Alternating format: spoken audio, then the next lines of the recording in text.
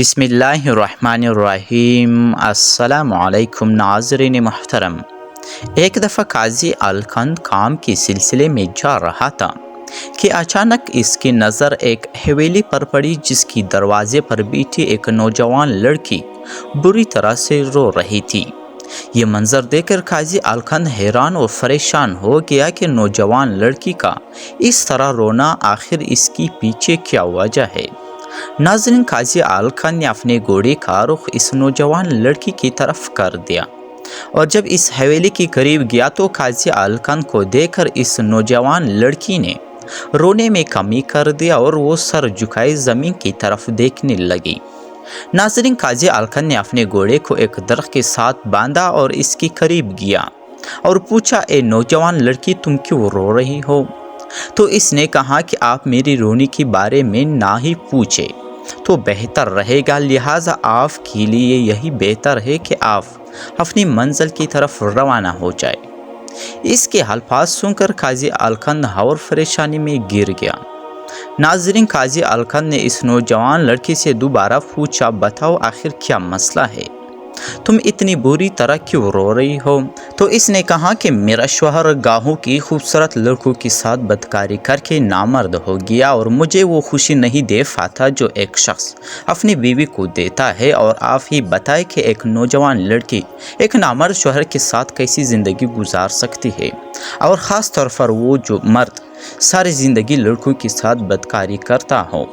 नाज़रीन, काजी साहब ने इस नौजवान लड़की की बातों को सुनकर बहुत परेशान हुआ और कहा कि अगले हफ्ते की शाम को तुम अदालत में हाजिर हो जाना। तो लड़की खामोशी से चली गई। नाज़रीन, काजी अलकंद बहुत परेशान हुआ कि इस लड़की ने बहुत ही मुश्किल सूरत हाल में डाल दिया। नाज़रीन, मुकर्रर वक्त पर वो लड़की और इसका शौहर काजी अलकंद की अदालत में पहुंच गए।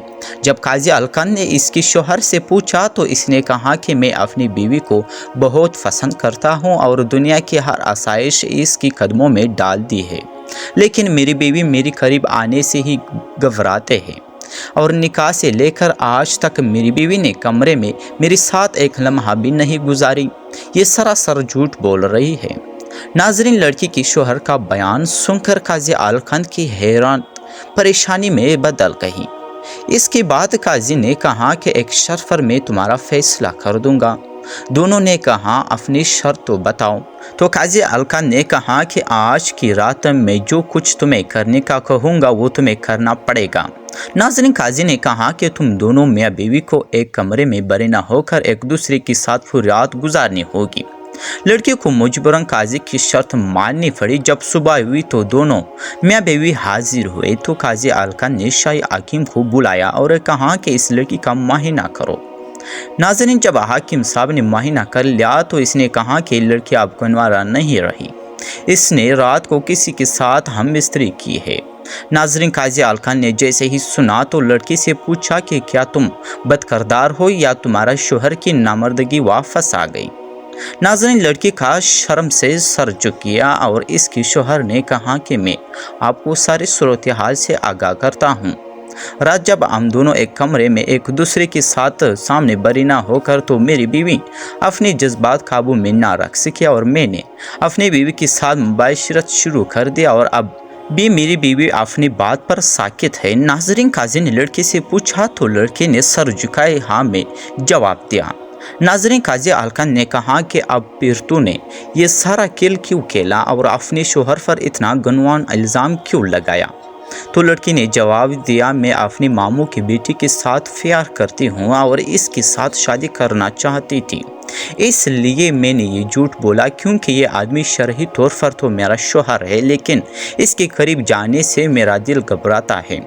नाज़रीन, काजी ने कहा कि अब बताओ तुमने क्या करना चाहती हो? तो इस लड़की ने जवाब दिया, काजी साहब, मैं अपने शौहर के साथ ज़िंदगी गुजारना चाहती हूँ और मैं आपका शुक्रिया अदा करना चाहती हूँ कि आपने मेरे हाथ से एक कीमती चीज़ जाने से रोक दी जिसे मैं खुद से दूर कर रही थी। दोस्तों, अगर वीडियो अच्छी लगी होंगी तो लाइक करके चैनल को ज़रूर सब्सक्राइब कर लीजिए और बेल नोटिफिकेशन को ऑन करके, ताकि इसी तरह की तारीख़ और सबक आमूज़ वीडियो की नोटिफिकेशन आप लोगों तक पहुँचते रहे। बहुत शुक्रिया आप सबका।